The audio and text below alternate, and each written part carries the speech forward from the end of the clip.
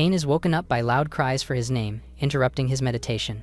A child urgently reports that there are bad people in the mansion. Hearing that they've surrounded his grandfather, the man moves right away. By the village gates, several trespassers are blocked by Aiden. Approaching on his horse, Lando glared at the old man and confirmed that he's the one in charge. They looked at him with fearful eyes, wondering why they would come there. Around the horse were eerie mercenaries. The intruder raised a deed, saying he's come to take over the territory on behalf of his family. Stunned by the ridiculous claim, Aiden says the domain belongs to Bernatran, the mage. However, he died 16 years ago and supposedly signed the transfer of deed before passing. Horror and worry hit the villagers, but the old man demands that it be verified by a court. Indignant that he'd even dared to request one, the mage apprentice tries to attack. They raise their arms in fear, but Lando was stunned as a hand suddenly stopped his horse mid-air. Cain had arrived in time to stop the outrageousness. They had no idea how a single man was doing this, but he just balled his fist, questioning where they found the courage to act so recklessly. He punches the horse and forcibly silences it in an instant. The mage manages to jump off. Just before his steed fell lifeless on the ground, Lando scowled and demanded to know who he was, but backed away instinctively as the towering man approached him.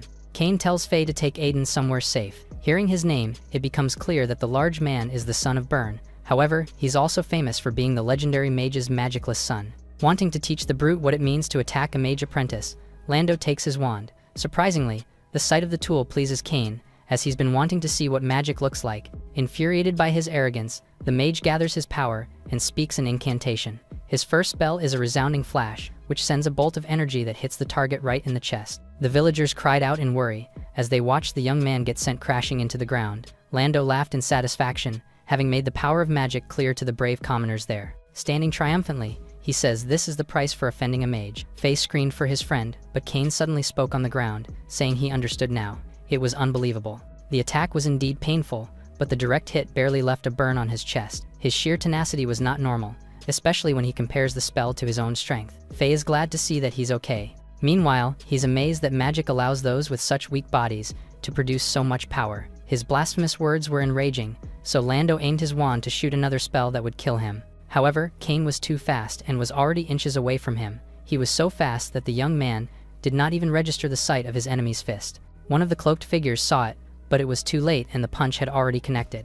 Lando's body is whipped back and his head is driven into the ground. The figure then tells him to stop and aims his palm at the brutish boy. A powerful blast of fire pierces through his body and sends him crashing hard into the stone wall. This time, the magicless boy seems to be done for, and his family believes this as well. On the other hand, the powerful mage rushes to heal the dying Lando. He screams at the men to bring the medical kit. After a while, the healing spell works and he starts gasping for air. The foolish apprentice's life was saved, but just barely.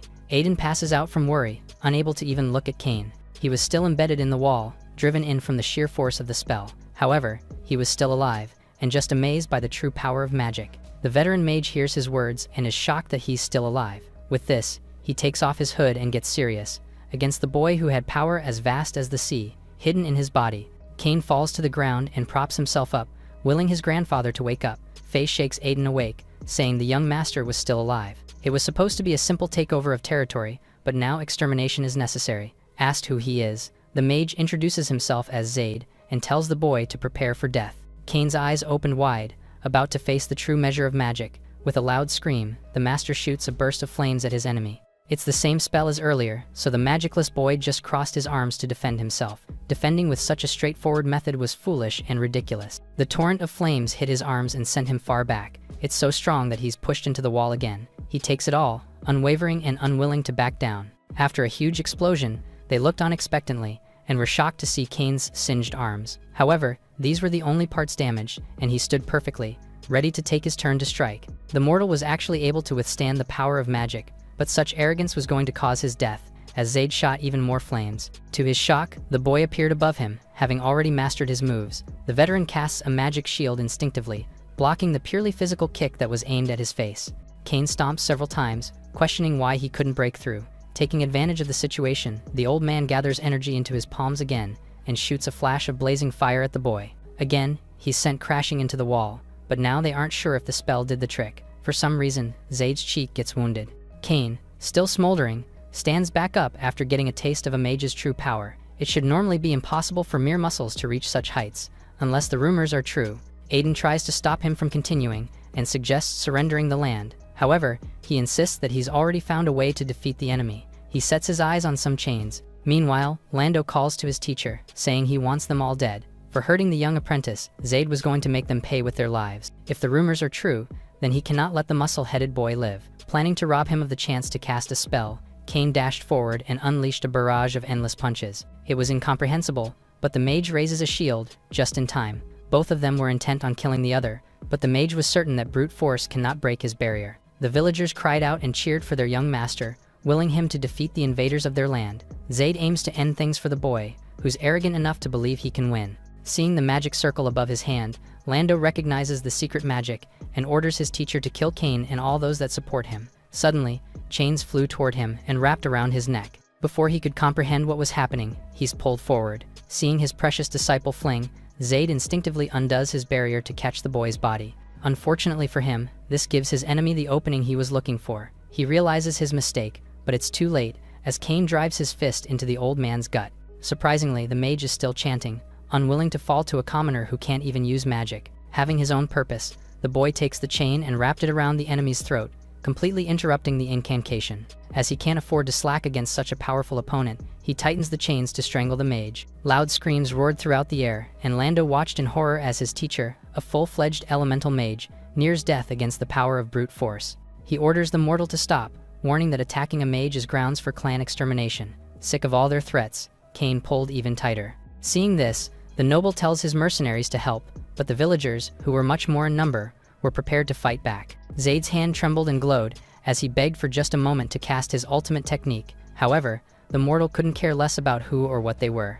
Given their actions, they must never have considered mercy or the retaliation from their victims. Like a man driven by insanity, Cain continued tugging. As a last-ditch effort, the mage casts a soul-locking wheel around his head. It glowed bright, slowly taking his life away as Zayd laughed in triumph. Again, Cain grit his teeth and powered through everything. Mercy was not an option from the start, and he pulls as hard as he can to finally end the old man's life. Lando, the mercenaries, and the villagers all stared in shock, their eyes and mouths wide open. The traces of the magic circle disappeared from the young man's neck, and he finally let go of his enemy's lifeless body. With this, he dubs himself the executioner of mages. Lando was frozen, unable to accept what happened, but the mercenaries immediately dropped their weapons. They raised their hands in surrender, saying they're just hired mercenaries. The noble says they're foolish to think that betrayal will absolve them from responsibility. They probably don't realize the gravity of the situation. It was all over, and everyone there was going to die, as the punishment for disrespecting the mages of the Magical Alliance was lethal. Finally understanding the situation, they stood frozen and turned to Cain for their next actions. Just then, a scout alerts them to someone approaching from far away. Everyone watched as a silhouette moved towards them steadily. It was a lone human riding on a horse. After a few moments, the steed arrived in the middle of the crowd, who waited in silence. A woman surveyed the situation, immediately seeing Zayd's dead body, the horse's corpse, and the noble on the ground. With a worried expression, she says she arrived a tad too late. Lando sees her, and recognizes the emblem of Rain Academy on her chest. Realizing that she's also an apprentice mage, he asks her to save him. The air is tense, more so as she unmounted her horse to meet him. He gives her a rundown of the situation, including the impending punishment of the Alliance. Despite his promise of generous rewards, Isha walks past him and into Cain's arms, worriedly asking about her fiancé's injuries. She's assured that the shallow wounds are nothing serious, but it's truly a pity that they'd injure him like this. That said, killing a mage is indeed a grave crime, so she suggests killing all witnesses and eloping to live as fugitives instead. The mercenaries are shocked by the merciless conclusion and immediately beg for their lives. Fortunately, Cain stops her, saying things haven't reached that point yet. He cannot endanger his people's lives, then abandon them, and he can't involve her family in this matter either. She's moved by his sincerity. To work around the situation, he brings up the kingdom's upcoming mage apprentice exams. In a complete twist nobody expected, the magicless boy declares his intention to be a mage and settle the conflict in a duel. With this, the nature of conflict undoubtedly changes, but considering that he's never managed to use magic, it might be impossible. Even Lando believes that it's idiotic, for the boy who's infamous for having no magical aptitude. Cain insists and shares that it's his childhood dream and the goal of his training. The declaration seems unfounded and silences everyone, but Esha believes in him with all her heart. Encouraged by her words, the other villagers also add on, cheering him on and screaming their faith in him. The outsiders looked on in disbelief, thinking that they've all gone mad to trust such far-fetched dreams. Moving on, the mercenaries are told to leave and take their employer with them. Lastly, they must tell the Mosin clan that he can kill a mage with his fists and can take a clan down as well. They carry the noble and loudly thank him for sparing their lives. Cain has no other option but to become a mage. He remembers his memories as a child. The other kids called him the child of a snake demon and mercilessly threw rocks at him. He took it all with a stoic gaze, but as soon as they mention and insult his mother, he lashes out in rage. One punch warns them against speaking ill of her, and he promises to smash their mouths flat. A few others managed to run away, saying the demon child was going to kill someone. He chased after them. From a young age, he carried the label of being the son of a snake demon, partly because his parents died after he was born. He asked his grandfather if this was all true, so Aiden refuted all the rumors, adding that his parents were extraordinary people. As for why they left him, perhaps they simply had no choice. One day, he encountered a peculiar mage from the east. He also called him the son of a snake demon. The monk calmly asks that he not be angry, as he does not speak lies. What he says is all witnessed with his own eyes. In the east is Lyrian City, which is also known as the Mage capital, and at its center stood the majestic Tower of Rafa. A snake demon was hidden underneath, and its offspring was in this region. Cain was losing his patience and argues that all of this are rumors in the end. He's then asked why a child of a genius mage like him cannot practice magic at all. If he is interested in his heritage, then he should try to explore it himself. The idea struck his heart back then, and since that moment, he finally understood one important thing. With Isa, he left the village. In a world where mages are revered, the only way to protect his loved ones, clarify his heritage, and roam freely in the world, he needs to become a mage first. After a while of traveling, they finally see their destination from afar. Lyrian City, the town formed around the Mage Academy. In this world, magic is omnipotent and determines the power structure and stability of the land. Mages are produced by 4 major schools, and now they are at the Lyrian Hade Academy. The mage exam is only held every 3 years, and the timing of his decision to become one was perfect. Most applicants have already mastered basic techniques, and there is no shortage of talent. Some even practice dark arts and wish to become mages to clear their identities. That said, the passing rate for apprentices is still very low, as the standards of the exam are extremely strict. Of the 4 parts, the first is a written exam on magical knowledge. The proctor knows that there are weird candidates in every exam. For instance, Cain clearly had the physique suited for a knight. The young man suddenly looked right into his eyes and worried him by abruptly standing up. He asked what the examinee was doing, but he was just trying to hand in his accomplished paper. With this, he's told to wait for the results in the hall. Despite his appearance, he finished the test quite fast, so the proctor wonders how he fared. Later on, the school bell rang without any warning. Everyone headed to the wall of announcements, as the bell signifies a record-breaking performance. The sacred glyphs started to appear, and everyone looked up with hopeful hearts. In first place was Cain, who scored higher than anyone ever before. Everyone, including Esha, was shocked, but it was well within his expectations. To address his incompatibility with magic, he trained his body to its limits and read all magic books in the library. The other takers quickly resented him for arrogantly expecting results they can't even dream of. However, the words in their throats are choked down and replaced with congratulations, as the large young man asked if they had something to say. With this, he heads to the second exam site right away. In the examiner's office, the chief, Yuji, calls the situation ironic. They came for the bell, signifying a broken record, but the reality is disappointing as the top scorer was a muggle. Some feel that the exam has been long outdated, but the second test should weed the unworthy out. In the platform of trials, examinees are required to resist a formidable magic pressure. As the pressure increases, parts of a magic ring will light up, and forming a loop signifies a pass. Isha asks Cain if he already has a strategy for this part. He admits that he hasn't, and will face it regardless. At the second sight test, the proctor orders him to halt. The boy presents his admission ticket, but the old man refuses to accept it and turns him away. They have no idea what's happening. Having proctored for 4 decades, one glance is enough to tell him that the examinee is magicless. Cain recites a specific regulation, saying eligibility is purely decided by the first exam's result. He's still rejected, and the old man says he dissuades many gamblers like him every year. Because they have mortal bodies and foolish minds, some die each year. The young man knows it's his duty to warn them. He reminds him that his power ends with reminders. Calling him a fool, the examiner asks if becoming a mage is worth dying. His question silences the others, but Cain simply replies that obstructing his test would result in criminal charges. The atmosphere intensified as the old man banged his hand on the table, saying he might not even be able to file a charge if he dies on the platform. Cain thanks him for the reminder and coldly proceeded forward. While the others silently watch him step up to the platform, the proctor is left with no choice. Unable to talk to the stubborn boy, he was on the designated spot, and it was time to start the trial. As soon as the test commenced, Cain immediately felt the mana pressure pushing and pulling his body. It was indeed a powerful force, penetrating and tearing through his organs and bone marrows. He's told to watch the magic circles beneath his feet.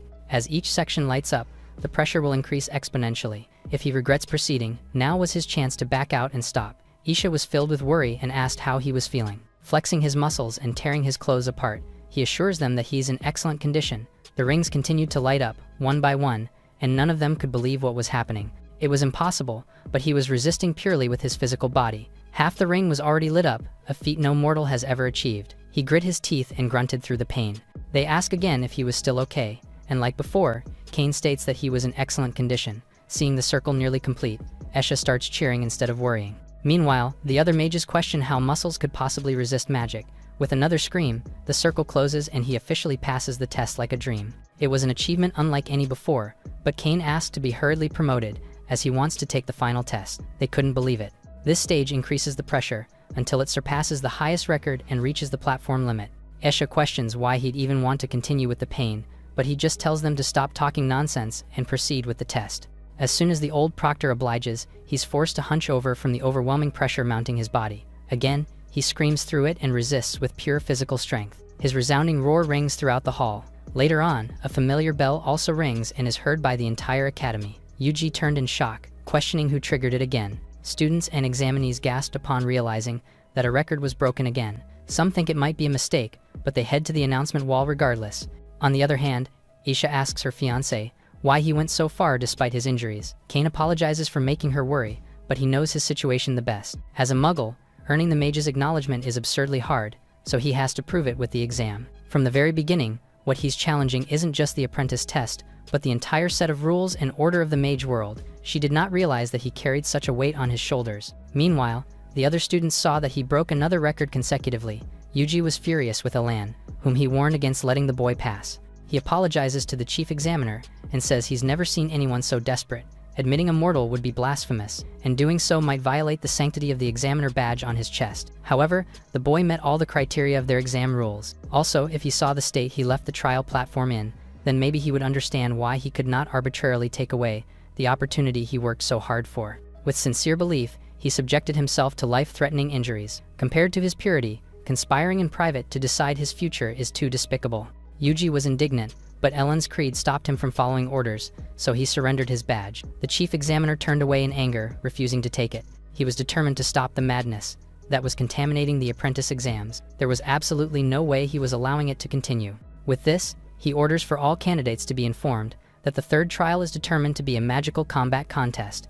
In this method, duelists must use wands and defeat their opponents with magic. Winners continue to compete until the top 40 candidates pass and are admitted. Not caring about the protests, Yuji gives everyone half a day to prepare for the stage. There are a lot of unfair factors to it, including the part about bringing their own magic instrument. Meanwhile, Kane could already tell that he was being targeted, but he has to buy a wand. Fortunately, there are dozens of magical shops in the City of Magic. The muggle nearly breaks a few instruments as he tries hard to conjure mana from it. Aisha suggested going elsewhere, but he declined, saying he just wanted to confirm again. It seems he really can't activate magical instruments, no matter how hard he tries. Just then, a bunch of people called out from the other end of the alley. The couple immediately turned. A bunch of shady men says they've come to the wrong place. They're the Broken Sky Gang, and they've mistakenly stumbled into their territory. It's a group of fallen knights and abandoned apprentices who've banded to form a criminal organization. In other words, they're small fries who are helping each other out. They look like a trio at first, but a couple more jumped in from high above. Kane catches an arrow that was shot towards Iza. The other gang members rushed in to attack, but a simple punch took them out in an instant. Another is eliminated as he launches the arrow he caught with his bare hand. A mage speaks an incantation and launches a fire blast at them, but he flatly swats the petty trick away like it's a fly. Worry starts to take over them, but a sneaky enemy manages to sneak up on the girl. However, he hasn't even landed yet when Kane catches his head mid-air. With overwhelming strength, he launches the sneaky man at the mage and takes both down. Capitalizing on the chance, the leader finds an opening to hit the young man with his hammer. Isha worries and cries out to her fiancé, while the thug curses him for causing the loss of so many of his elites. Kane's body was hunched over from the hit to his head, but he terrifyingly turned with a blank expression, his eyes boring into the enemy. As the man questioned the monster he was up against, he finds his head being bashed into the hard wall. In the first place, it was despicable to sneak up from behind. Kane assures Esha that he was fine, but notices that the enemy's mallet was turning his hand frozen. The ice spread from his fingertips and up to his shoulders. It was being caused by the weapon enchanted with ice magic. The gang member laughed at him, but the mortal just stared at it, intrigued that such magic instruments existed. The gang member says the frostbite will spread throughout his body and freeze his heart. Kane could feel this happening in real time, but instead of being worried, wonder and amazement filled his eyes. A quick flex of his muscles shatters the ice around his body, and the criminal simply could not believe his eyes. Aisha was worried for her fiancé and asked if the frostbite was ineffective. Smiling, he just says that he found a way to compete in the exam. The next day, the academy candidates gathered for the third trial of the admission exam, the Magic Combat Tournament. Regardless of their preparation, they're told to line up. Kane promised to do his best, amid Aisha's unending support. Meanwhile, his towering stature was now complemented with a large thing on his back. One candidate scoffs at the others and says they aren't in a place to compare sizes. His name is Defok, also known as a genius youth with extraordinary strength. For this test, Yuji modified the rules and required combatants to use magic tools to attack. He was prepared to do anything to maintain the honor and prestige of the academy. The chief examiner is assured that they can legitimately end the boys' chances in the third stage. With this, the candidates are told to line up according to their draw number. The groupings are released soon enough, and passing highly depends on their luck in the matchup. A few murmurs argue, but their attention quickly turns to Group 35, which has a set of fighters incomparable to others. 176 is Mello, the genius heir of a mage family. 178 is Kuita, a famous upstart. 170 is Luming, the magical girl, and 180 is Cyril, who is born from a special lineage. The competition in their group will be extremely intense, and they feel bad for 177. Little did they know that this was Kane, who broke 2 records already. The examiners believe they can get rid of him, as long as they manipulate the draw accordingly. With this, the third exam begins. It's an entrance exam for magic apprentices, but most people already have basic knowledge, which only proves how competitive the entire admission process is. Sometime later, the matches for Group 35 finally comes, and Mello is called first. Anticipation rose immediately as number 176 entered the arena. He's one of the most promising candidates, and is said to have mastered 3 offensive spells already. It's an amazing feat, for someone who isn't even an apprentice yet. His opponent for this round is Kane. The audience felt bad for him at first, but soon recognized the name of the man who broke 2 records in one day. They stared in disbelief, as he didn't even look like a mage at all. In terms of physique, their bodies exaggeratedly contrast each other. That said, it's common belief that one's strength is inversely proportional to their physique. Mello makes the first move and takes out his wand, the Jade Heart. It's said to be a famous artifact from the Abyss of Extreme. On the other hand, they couldn't feel any fluctuations from his opponent at all. Told to get ready for the exam, Kane reveals an enormous black club and apologizes for his wand's size. Mello's confidence wavered, and the audience stared in absolute shock and confusion. Yesterday, the Broken Sky Gang generously sponsored his tool. After a thorough beating, they provided all the equipment they had. They asked the blacksmith, Ajax, to melt and form them into a club, but he refused at first. Fortunately, a bag of coins from the gang seemed to change his mind without much resistance. The mage they fought was forced to squeeze out all his magic to enchant the forged club. Yuji is flabbergasted, having expected such tricks from the crafty examinee. Even the other candidates were protesting, saying a blunt weapon is against the rules. Kane shuts them all up and tells everyone to watch closely. With a loud and resounding war cry, he causes the club to emit light from the handle. Soon enough, the mana travels throughout and coats the magical instrument. They indeed see it happen but are in disbelief. According to the rules, there are no restrictions on the weight and length of the wand. None of them could argue, as he was indeed using frost magic like others. Kane makes a mental note to use it sparingly, as usage is limited. Yuji was enraged and wanted to apply for his exam qualification to be revoked. Unfortunately, the boy was exploiting a loophole in the rules, and they can't legally disqualify him. Anger should not cloud his judgment at this point, as they still have a chance. After all, Mello's skill and background in the Mage family was not one to be trifled with. To crush the barbarian, they were going to use a full-fledged mage, resulting in the complete victory of their philosophy. Due to Kane's unexpected wand, the battle is paused to allow the exam committee's discussion. Mello calls his opponent a fool for trying to compensate for his ineptitude with size. The essence of magic lies in using the rules of the world to win despite having a weaker body. His words are met with silence. Meanwhile, the other candidates praise the genius for seemingly trying to teach his enemy a lesson. Normally, it's true that magic has a natural advantage over brute force.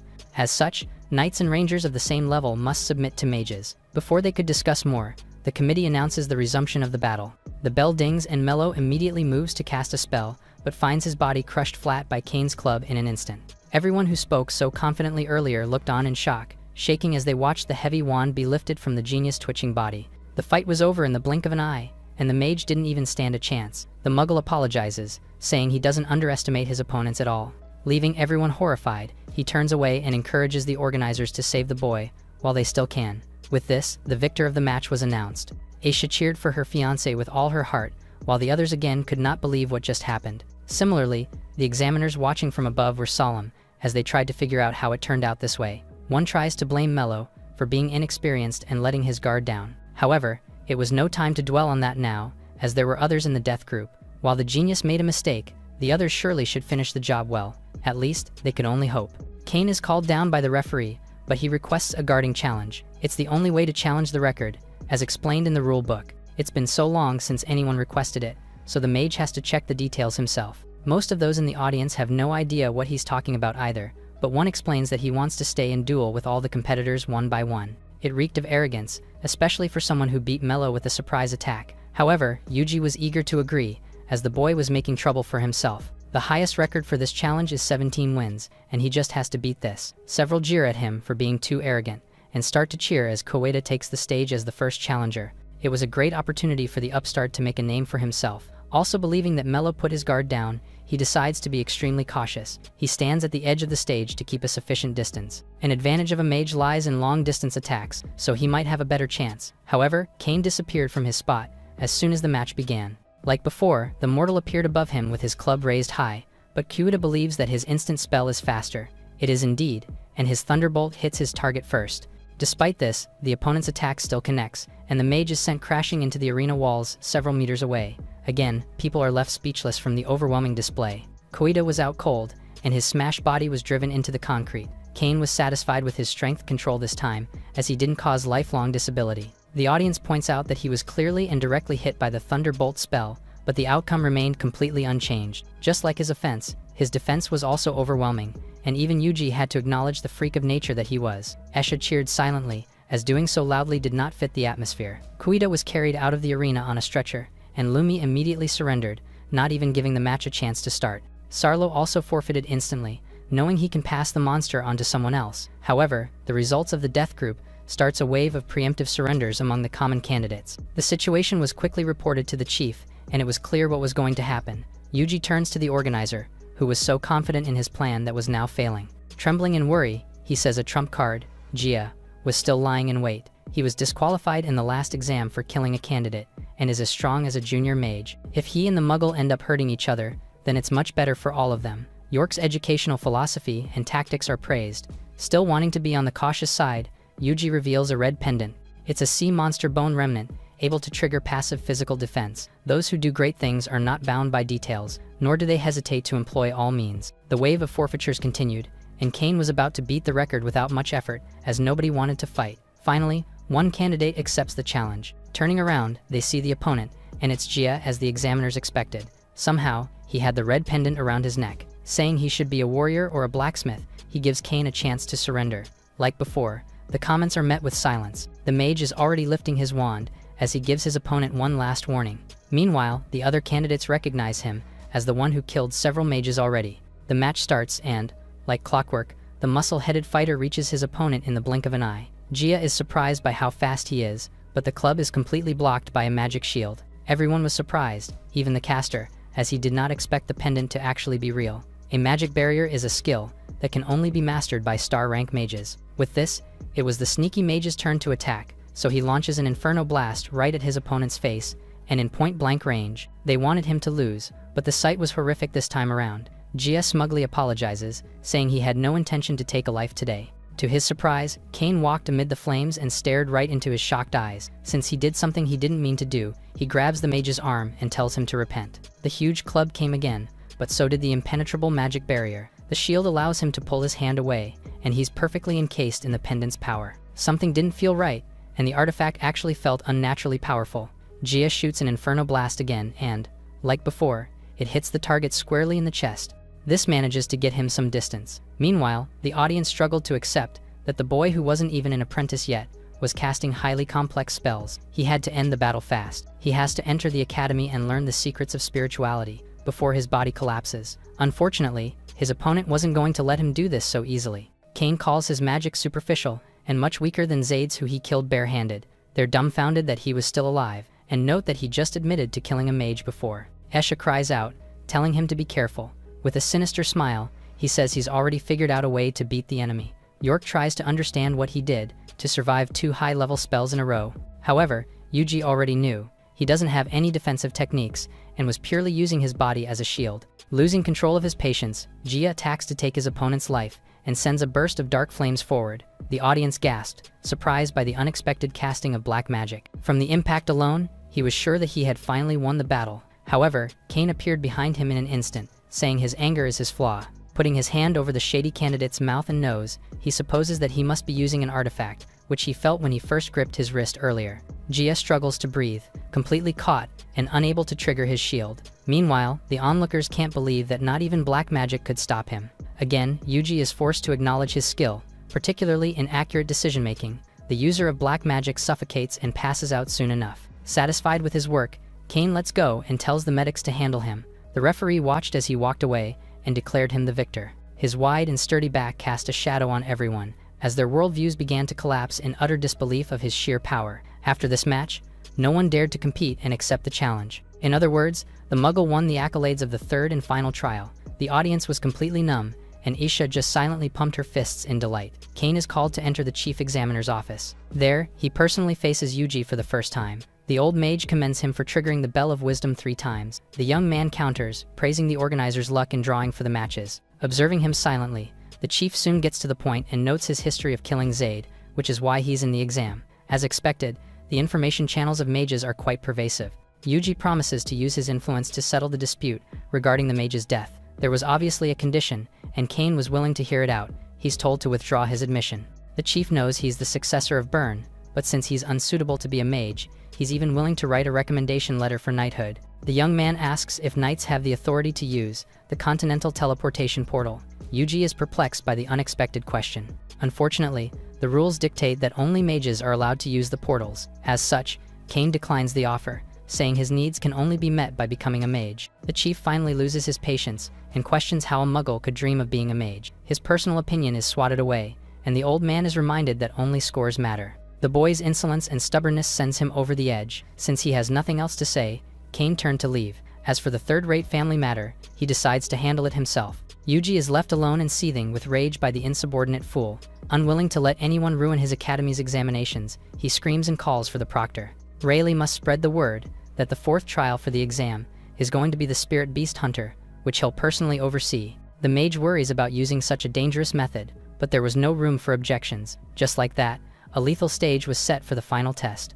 Examinees need to venture into the eerie forest, seek out a spirit beast, whose magic aura resonates with their own, and capture it as a familiar. As long as they bring it back to the academy and pass the inspection, they'll pass the exam as well.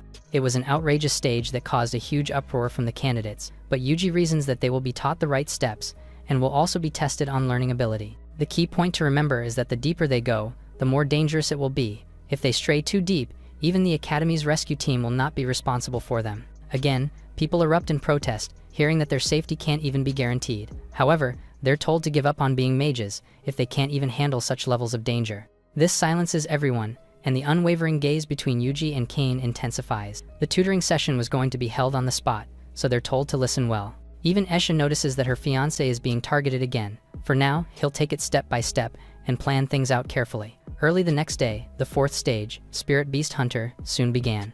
As the fourth stage started, the examinees were told to return by sunset. A few grumble about the difficulty and couldn't even understand the abrupt tutorial earlier. On the other hand, Kane was still and silent. Met with Aiza's warnings about the forest, he promises to do his very best. That said, the test was tricky, and he had no idea where to start. A dark figure watched him from the trees, and was elated as he didn't expect an opportunity to come so soon. On the other hand, Defuck was relieved that he didn't fight the monstrous candidates in the previous stage. He managed to enter the last part with a decent score, and enchantment magic is something he mastered, even as a young apprentice. Just then, he comes across Lumi and another test taker. With a smile, she suggests teaming up for this round. Considering the circumstances, doing so wasn't really going to benefit him. He was sure to pass, but she sweetens the deal by mentioning the title of top contender. However, he's skeptical as to why competitors would help him out. Their failure in the previous stage deters their chances, so they need his help to get a high score. Heading into the second tier of the forest for scores was dangerous, but Defuck's situation was different. The test is clearly aimed against Kane, and as long as he's gone, he's sure to be at the top. However, he's created a history of passing in the most surprising way.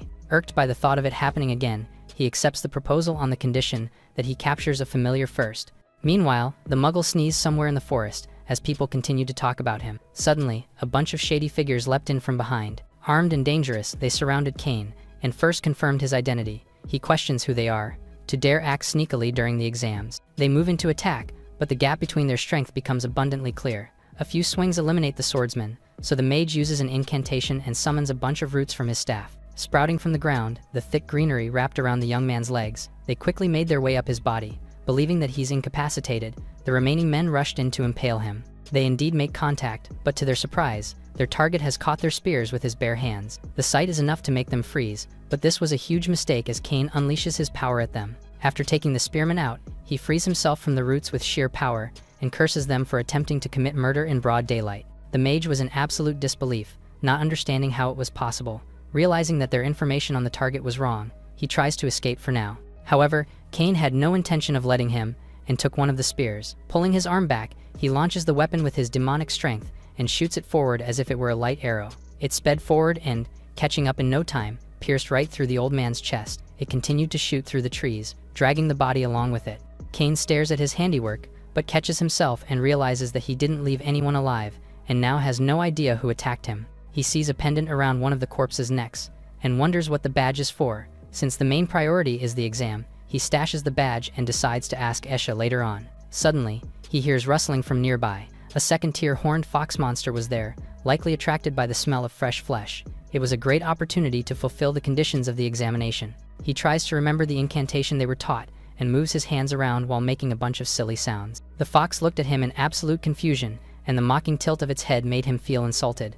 Unfortunately, the little creature dared to growl at him. Smoke rises within the forest, as Kane finishes roasting a familiar beast after his failed attempt of capturing a familiar. Defuk thrust his hand forward and spoke the enchantment incantation. He makes a connection with an 8-legged louse, a second-tier beast. It squirmed and squealed as his power took over its body. The young man was elated, and now it was time to help his allies with their familiars. Meanwhile, a huge board-like monster was slammed to the ground, then another. Kane was smashing third-tier beasts in frustration.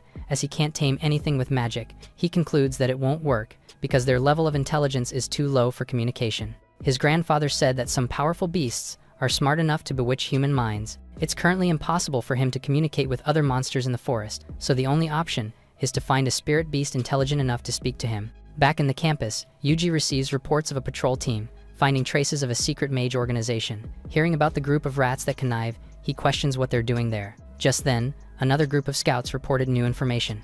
In the depths of the second tier were corpses of the intruders, including one belonging to a stellar mage. The chief was enraged that they would dare cause trouble in his examination arena. With this, he orders his men to tighten security and spread the word of the pest. The news vaguely reaches candidates, and Esha can't help but worry about her fiancé. As the afternoon came, the first examinee appeared, and they commended his fortitude for returning so fast. The beast he brought back was a tier 1 mountain pheasant.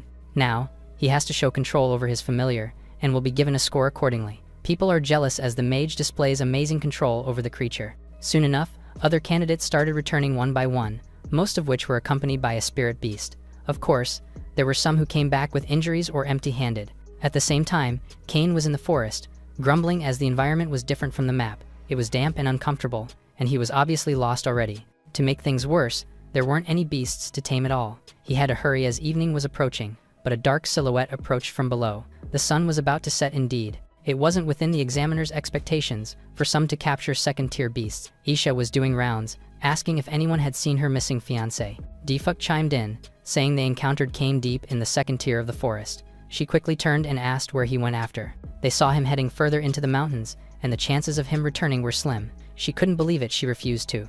Yuji orders an assistant to gather everyone. As the exam is about to end, the sun slowly hid under the land. Meanwhile, Isha was still praying for her loved one's return. Defuk smirked at her, knowing it was impossible, and that he's certain of his position as the top contender. The contestants and spectators were gathered, and Yuji was about to end the exam, when the ground beneath them suddenly shook. However, the panic and confusion multiplied as an ear-piercing alarm blared throughout the academy. It was the ghost-level disaster alarm, signaling the invasion of a ghost-level beast.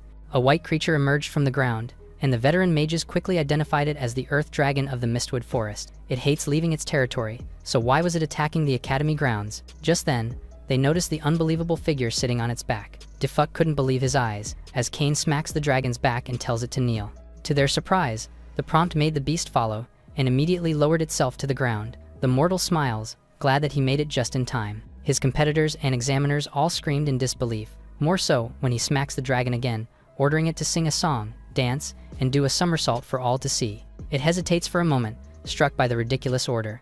To the spectators' surprise, it soon roared in a tune, wiggled its limbs in a dance, and rolled forward like a skilled acrobat.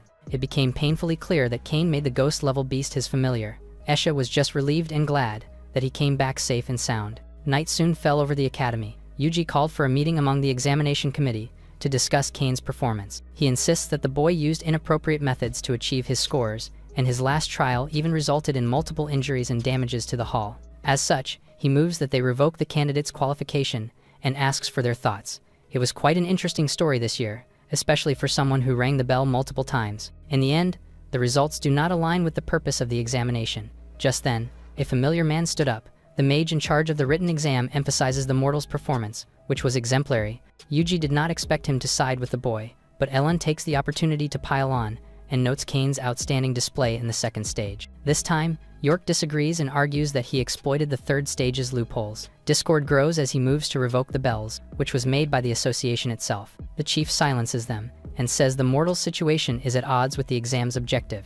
If the academy admits such an apprentice, they'll be an absolute laughingstock to others. Just then, someone questions the point of the exams. If a meeting can decide the fate of a candidate, the headmaster stepped into the room, and everyone immediately stood up to pay their respects. Facing the chief examiner, the old man notes that he's recruited interesting apprentices this year. Stuttering but pushing through, Yuji manages to repeat his motion to dismiss Kane. It was utter nonsense, and he's called even more confused than the elder. Surprised, he requests to be enlightened, and is asked what the most important thing for a mage is. It is the rules. If a candidate passes in accordance with the rules they set, then they must accept him. The matter has already reached the other academies, and can no longer be suppressed privately. Yuji has no choice but to grit his teeth and obey. With this, the next move is to decide who the boy's mentor will be. The headmaster excuses himself, and they all bid him farewell. There are distinctions between ordinary and inner disciples. Most newbies start as ordinary ones and reside in dorms as they accumulate credits. Meanwhile, inner apprentices receive direct instruction and reside in mage towers with their master.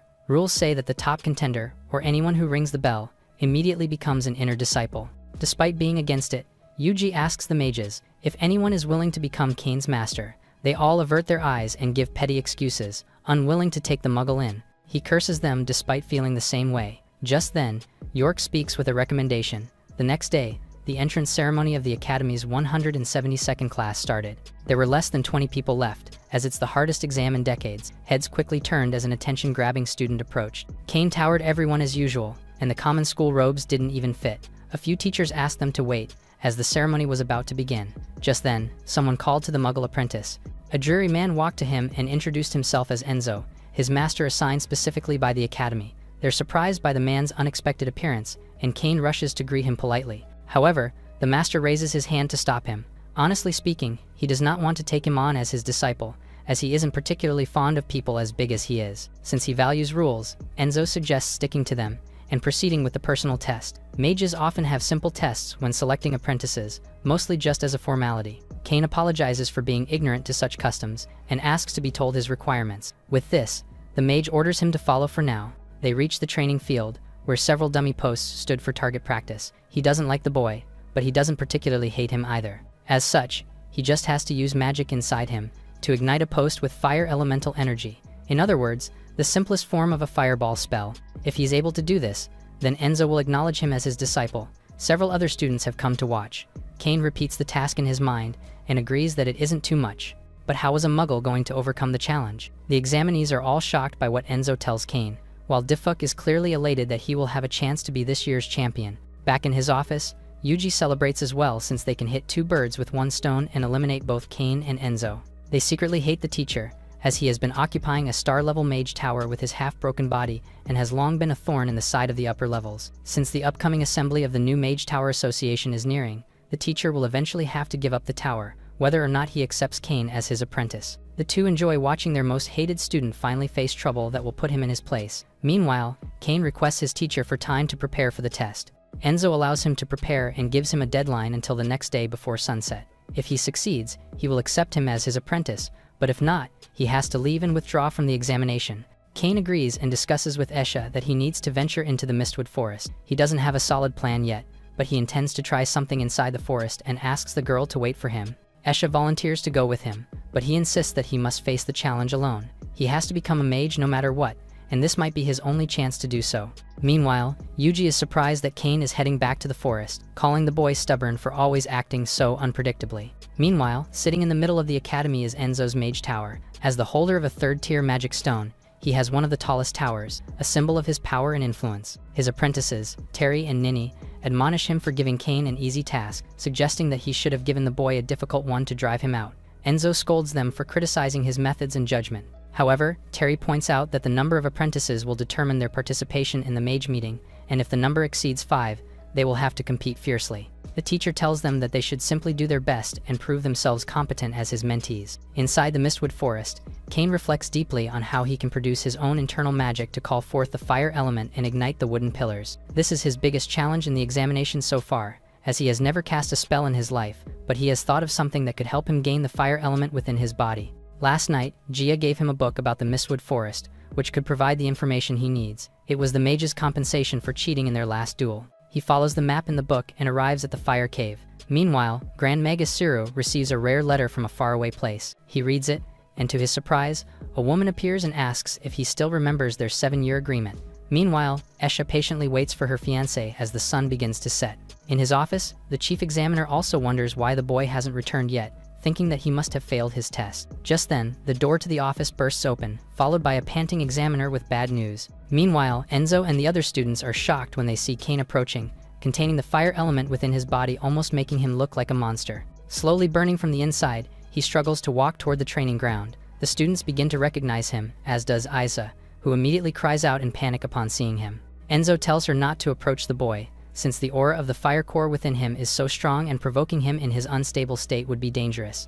Kane continues to be consumed by the fire element. He was warned by the blacksmith not to swallow the fire core, as it is only meant for forging. Seeing the boy, Enzo realizes that he must have swallowed the fire core. The onlookers can't believe their eyes as Kane is so determined to use the magic within him to ignite the wooden stakes. Enzo watches as the muggle raises his flaming fist and strikes the wooden stake using fire core magic. The wooden stake begins to crackle and catch fire. The bystanders are all shocked when the stake ignites with fire magic since the muggle made the impossible possible. Kane drops to the ground after completing his test. The teacher then quickly injects mana into his body to stop him from exploding. He frantically orders Terry to go to the infirmary and inform the healer about the situation. Esha quickly rushes to his side and asks the teacher about his condition. Enzo replies that he is holding on but is in critical condition, warning her that he might explode. He then orders Nini to tidy up a room in the dormitory for the mage tower. Meanwhile, Yuji closes the curtain in his office, acknowledging that there is nothing he can do to stop Kane from becoming the top student at their academy. He contemplates that maybe the principles he has held on to aren't perfect after all. While going back to their quarters, York tells his subordinate to bring a potion to help Kane soothe his burns. Now that they know how powerful the boy is, they shouldn't continue to be on his bad side. On the other end, the headmaster is talking to someone, saying that the Ironwood Academy is destined to win the audition, so they must train their students well if they want to beat them. With this, the apprentice test has finally come to an end. 2 days later, Kane finally regains consciousness. He is greeted by Nini, who explains that he is in his dorm room. He gently looks to his side and sees Esha sleeping deeply beside him, while holding his hand. Terry tells him that Esha has stayed up for 2 nights in a row taking care of him. She then congratulates him for passing the test and becoming the 5th disciple of Enzo. The 2 apprentices formally introduce themselves as Nini, the 2nd apprentice, and Terry, the 4th apprentice. Terry then tells him to go see their teacher. However, the door suddenly bursts open, revealing a man who seems to have an air of indifference toward the muggle. Kane matches his energy and fires back at him for being rude. Finding him arrogant, the man almost starts a fight, but Nini manages to stop him and introduces him as their senior brother, Aizen. He shows his rage at Kane for putting their teacher in trouble by seizing the apprentice spot in a troublesome way. Seeing that Kane doesn't seem to understand their situation, Terry explains that his appearance in their academy has clearly been exploited by some people who hold grudges against their teacher because his spot will determine how they will participate in the year's Mage Tower competition. The Mage Tower competition, organized by the Mage Association, is a brutal contest among the 4 major academies to determine ownership of the Mage Towers. It is participated in by the apprentices of mages, and the results decide whether a tower will be promoted or demoted in rank. If an academy has fewer than 5 disciples, it is protected by certain regulations and can be exempted from the competition. However, with his recent inclusion in the team, their current situation has become extremely unfavorable. Still confused, Kane sees nothing wrong with their current situation, confident that they can win and bring glory to the academy and upgrade the Mage Tower. Aizen reprimands him for being so carefree, reiterating that he troubled the teacher and now they must protect the Mage Tower with all their might. The two start to clash, throwing each other insults and snide remarks. Aizen insists that the Muggle put them in a bad spot.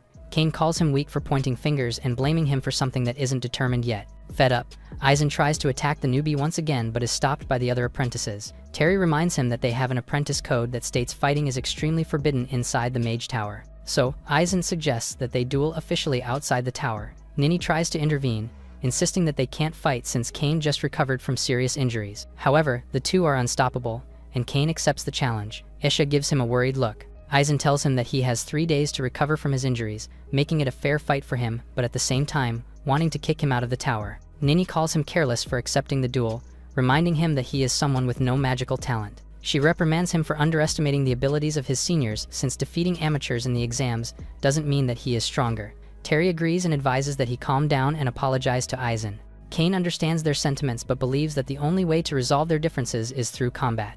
With this, Cain asks them to show him their power after being personally trained by Enzo. Nini tries to reason with him, but Terry stops her, saying that this is a perfect opportunity to show him their capabilities as Enzo's apprentices and demonstrate to him the true power of the mages and why they are revered. The three gather behind the academy. Terry steps up first and gets ready to attack, commenting that it's better to lose to her than be disabled by Aizen. On the sidelines, Isha is full of worry since her fiancé just woke up from a coma. Nini assures her that Terry will go easy on the boy. Cain guarantees her that he has recovered enough, although his physique doesn't allow him to practice magic, but he has a secret about his body. Terry advances using Earthbind and tries to restrain her opponent, but to her surprise, Cain easily overpowers her, telling her that he could have easily ended her life if he wanted to. Teary-eyed, Terry freezes, unable to fight back, telling them to teach him all that they know. He reflects that since childhood, his extraordinary physique has always saved him from the brink of death. Nini tries to help Terry get up and cheer up, thinking that Cain must be that strong for Terry to lose her fighting spirit. After helping her, Nini goes on to approach their newbie to teach him what she knows. She comments that so far, all of the disciples defeated by Cain have made similar mistakes, and that is they have underestimated his speed and defense. She should not be arrogant and be prejudiced against the Muggle. She then floats in the air, much to Cain's shock. She then whisks her wand and casts a magic wind spell and directs it at Cain. Aisha is surprised by her wind power, commenting that she has such a powerful attack. However, the Muggle seems unfazed by the situation. Thinking that she has an advantage, she asks if he still wants to continue the duel. Cain apologizes and tells her that he refuses to win the fight without a real fight. Nini is confused by his statement. Seeing his unyielding confidence, he then grabs a rock and throws it toward Nini with brute force. She is stunned by his attack, which can be deadly if he intended it to be. After showing her his range, he tells her to get down so they can have a proper duel. However, Nini flies higher and covers some distance, enough that her wind blade can still be effective. To her shock, more rocks with incredible speed are thrown in her direction. She dodges the attack and tries to counterattack using her wind power. However, Cain has superhuman strength, and he can jump higher than any normal human or mage. So, he was able to reach Nini and bring her to the ground with him. Nini almost cries because of humiliation and confusion, but the Muggle thanks her for the lesson and a great session that benefited him. Aisha is relieved that everyone is okay and asks what Cain is writing about. He answers that he is jotting down everything that he has learned while practicing with the apprentices to find more ways to counter magic. The three girls are in awe, watching Cain with such diligence. The two apprentices acknowledge that Cain is strong and ask why he possesses such superhuman strength. The Muggle answers that he doesn't know either, and that he is also searching for answers. He doesn't really want to become a mage, but because the rules of the world are set by mages, he needs to become one while recognizing his own flaws, talents, and abilities, and improving himself. He will continue to move forward and overcome obstacles. With that, Cain earned the respect of the senior apprentices and officially began his journey as a junior apprentice. 3 days later, Terry is still worried about Cain and Aizen's duel. She asks Nini if they should go and stop the two. Having witnessed the junior's abilities, Nini is confident that Cain will be alright. Besides, the two boys need to work on their differences so they can effectively work as a team. Meanwhile, Cain and Aizen face each other outside the Mage Tower. Aizen tells him that should he lose, he will voluntarily need to leave Enzo's wing. Full of determination, Cain states that he won't lose and, of course, won't voluntarily leave. With this, the senior apprentice decides that he will force him out instead and gets pumped up for their duel. Raising his wand, Aizen states that he understands why Cain wants to become a mage and knows about his tough journey. However, as the chief apprentice of their teacher, he can't just stand and watch him put their team in danger in the upcoming mage tournament. Cain cuts him off, telling him that he knows Aizen is a competent mage, since he is 33rd among the top 100 strongest mages in the academy. He may not be the best apprentice in the academy, but he can provide useful insight for Cain, and he asks to be struck with the apprentice's strongest attack. Triggered by his arrogance, Aizen vows to defeat him and make him experience death. He then casts an inscribed spell and hurls it toward Cain's direction. It was a perfect hit, but seems too easy considering that his opponent has defeated other apprentices. Confused, he wonders if the Muggle just simply vanished and ran away, or if he got scared and forgot to dodge. He also contemplates if he was just too harsh and killed the Muggle on the spot. However, to his surprise, Cain rises from the ground, clearly injured but somehow still able to stand and analyze the attack he has made. The Muggle recognizes his power and tells him that he is indeed stronger than the other mages he encountered. He adds that the strength of his strike is as strong as his full power when he was 14. Aizen is surprised that he actually took an inscribed attack with his bare body and asks what kind of monster he is. The junior apprentice disregards his comment and asks that he be attacked by stronger spells without holding back his strength. With this, Aizen decides that he will give his all and fight his junior with respect. He then casts inscribed magic and activates Earth Prison Magic. A tower of big boulders emerges from the ground, entrapping the Muggle under its force. Aizen casts another spell, Wind Rush, creating a strong tornado and hurling it toward Cain. Next, he produces a lightning bolt and strikes the boulder where Cain is trapped. The attack causes a loud and destructive explosion. As the dust settles, Aizen is shocked that Cain is still alive and emerges from his successive attacks. The Muggle points out that the mage's weakness is that he can do all the elemental spells, but he is a master of none. Aizen can't believe his very eyes after seeing how strong and resilient Cain's body is. He has attacked him with all the major spells he knows, but still, the Muggle survived. Cain attacks him, and he casts a shield spell just in time to protect himself. However, the Muggle still manages to see through his magic and break the spell. The senior apprentice can't believe that he easily broke through his barrier by using just his physical attack, and ultimately defeats him. Seeing him so stunned after being defeated, Cain tells him that he simply has a stronger body than him. Unable to accept the humiliation, Aizen suggests that he kill him, but Cain refuses to do this since what they did was simply a match between two fellow students. Besides, if they fight each other to the death, they would lack a member for the Mage Tower tournament. Defeated, Aizen can't hold back his tears as he acknowledges that he lost to his junior. As Cain walks away, he realizes that maybe the junior apprentice can help with their teacher's deteriorating health. Aisha welcomes Cain after the fight. Seeing him alive and almost unscathed, Nini figures that the two men have already fixed their differences. She also informs him that the teacher is waiting for him in the study, and he might meet someone interesting there as well, someone he might get along with. Later, Cain meets with Enzo, who comments that his body has recovered well. He then thanks the teacher for treating him. The teacher replies that he wasn't the one who healed his body and points to his third apprentice, Sinka. The girl looks at him and smiles, asking if he needs some healing for his wounds. Cain replies that he only has minor injuries, so he doesn't need treatment, and thanks her for the help. She then inches closer to him and touches his body, commenting that it is peculiar and strong, asking that he give her some of his blood. Seeing her getting excited, Enzo tells Sinka to step outside for a while since he needs to talk to his new apprentice. After the healer leaves them, the teacher comments that he seems to be getting along well with his classmates, and then gives him notes and books that he can use to learn more about magic. Although he can't learn conventional spells because he is magicless, he needs to understand how magic flows in the world and use that knowledge to his advantage. Since he is quite gifted in strength, he should use that to maximize his potential. The books will help him gain common knowledge about the magic world, but the teacher adds that his guidance may be limited because of his unique situation.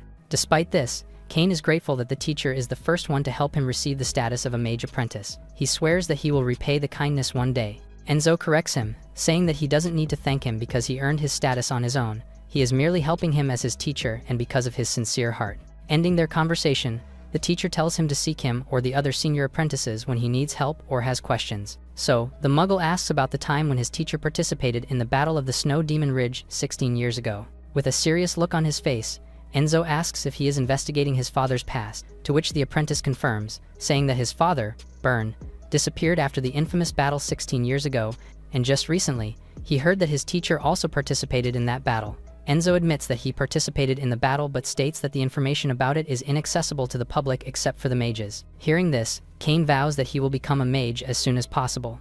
Later, he asks Esha the fastest way possible to become a mage. She sighs and tells him that, according to her readings, one needs to earn credits through cultivation. When he receives enough credits, he can apply for the mage trial tasks. Basically, he needs to attend classes and participate in school activities so he can earn enough credits. She also mentions that she has accumulated 82 credits, but that accompanying him has slowed down her progress a bit. However, it would take him around 1,000 credits to apply for a trial task to become a mage. She assures him that, as a direct disciple, he can get more opportunities to gather the credits he needs. He then notices that many from different races are seen around their campus. Just then, a horned man with white hair approaches them along with his 2 companions. The man asks if Kane is the top apprentice of the academy, to which the boy confirms. The man then introduces himself as Sindar from Hemlock Academy, and he is looking forward to facing him in the upcoming Magic Tower tournament. The Magic Stone Crystal Core serves as the heart of a magic tower and is an essential component in refining magic and crafting magical items. However, high-level crystal cores are extremely rare resources.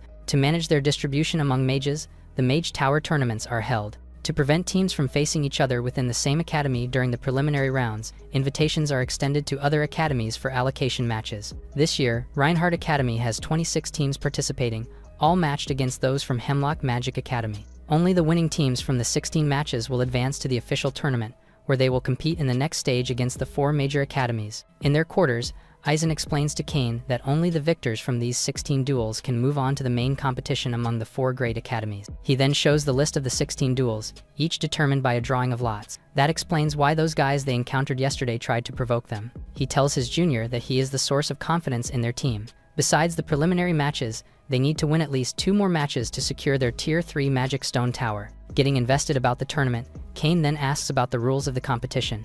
Aizen explains the rules for the preliminary rounds are straightforward. Each team has a crystal tower to defend. The core rule of the competition is to ensure the safety of your crystal tower while also destroying the opponent's crystal tower. Of course, each team will secure its crystal tower with various protective spells. At its essence, the competition tests magical skills and teamwork. He also adds that they should be cautious to avoid falling into the area outside the arena. Falling into the black abyss is connected to the teleportation arrays, and it will result in the immediate teleportation out of the field, leading to disqualification. Moreover, intentionally killing an opponent is strictly prohibited during the competition.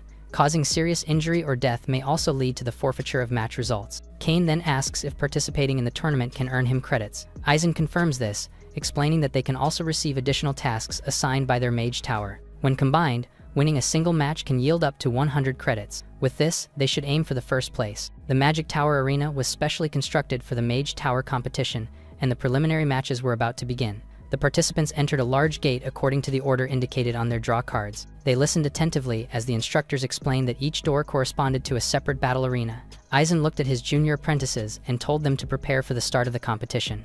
In team battles, coordination and the ability to complement each member's unique traits were crucial. With that, each member reintroduced themselves to strengthen their teamwork. Nini, proficient in wind magic and long-range attacks, could control flight and block enemy strikes. Terry specialized in earth-binding spells and spiritual magic formations. Sinka excelled in healing, support, and potion brewing. She also enjoyed body modification and was skilled in close combat, possessing a unique shape-shifting ability. Aizen himself was adept at simulating various elemental attacks using runic magic, capable of both strong offense and solid defense. Finally, Kane, though lacking magical abilities, possessed extraordinary physical strength. The team entered the dungeon and quickly located their crystal tower. From their position, they could see where their opponents were stationed. When the tournament officially commenced, both teams stood on opposite sides of the arena. Cinder turned to his teammate Piero and said that they should give their opponents a little surprise. Piero then slammed his hands to the ground, channeling his magic to summon a stone golem warrior. Floating above with her wind magic, Nini warned her team that more enemies were approaching summoned by their opponent's magic. With that, Aizen ordered his team to block the enemy's advance on the battlefield. He instructed Terry to stay back and charge the crystal tower's shield with her magic. Sindar let out an evil laugh, boasting that summoning magic was practically a cheat code in tournaments but undeniably effective in crushing opponents. He taunted Aizen's team to surrender voluntarily before they embarrassed themselves and were thrown out of the arena. As Cinder spoke, Kane calmly measured the distance between them in his head. Unbothered by the threats, he began stretching his arms and shoulders as if preparing for a casual warm-up rather than a battle. Then, without hesitation, he picked up a rock, ready to start the fight. Cinder finds Kane odd and tells him to just surrender. However, the Muggle remains unfazed and prepares to throw a rock at his opponents instead.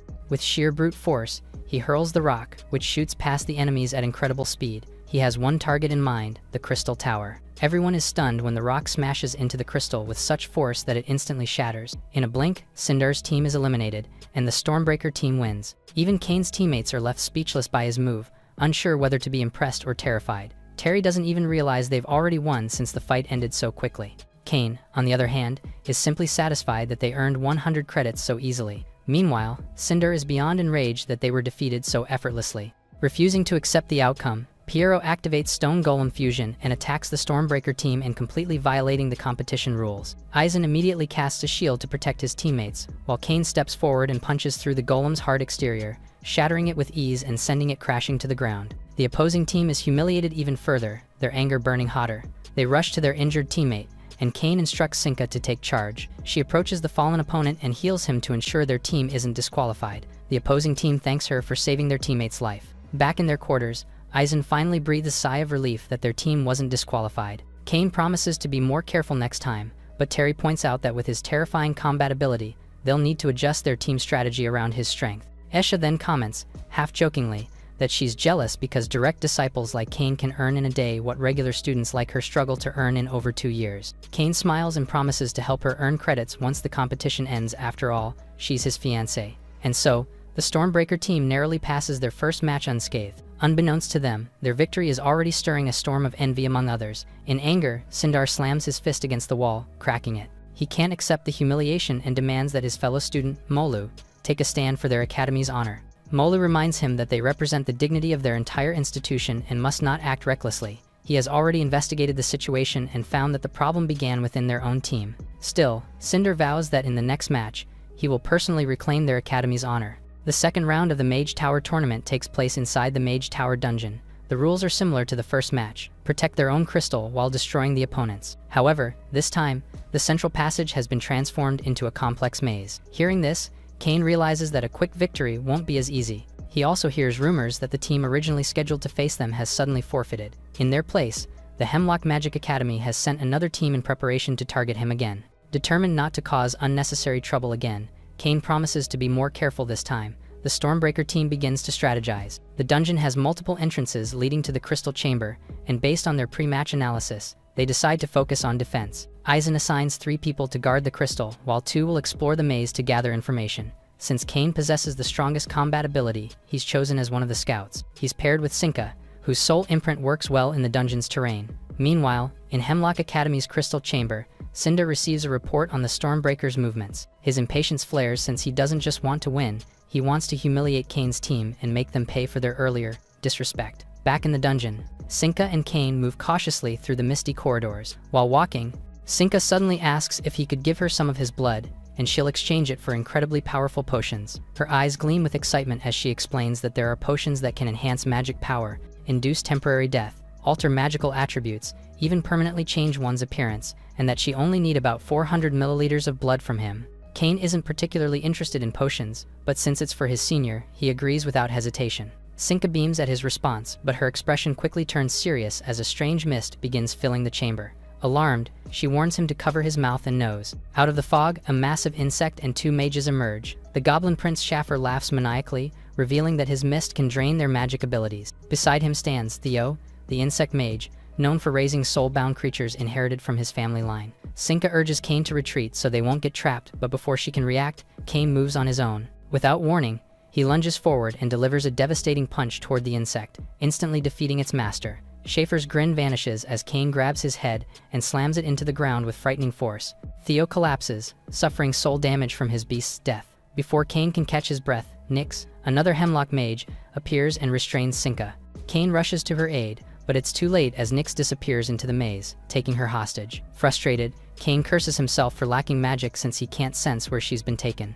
Then suddenly, his enhanced hearing picks up her faint, ragged breathing somewhere beyond the walls. Without hesitation, he begins smashing through the stone passages one by one, following the sound. Meanwhile, Nyx tells the struggling Sinka to calm down, claiming he isn't breaking any tournament rules as long as he doesn't kill her. But his smugness doesn't last long since the wall beside him explodes open, revealing an enraged Kane. Without a word, Kane charges at Nyx, but before he can land a blow, a massive bear bursts into the chamber, roaring furiously. Nyx panics and tries to flee, but Kane blocks his escape, ready to face both threats head-on. The man is completely defeated after the attack. Sinka returns to her human form and apologizes to Kane for almost putting them in danger. Just then, Nini appears, visibly injured, and urgently tells them that their crystal tower is under attack. Somehow, the opponent managed to surprise them and strike from behind. She urges them to follow her, but Kane stops Sinka and insists that he will go alone. Before leaving, he asks who injured Nini, but she dismisses his concern, saying it is nothing serious and that they must hurry.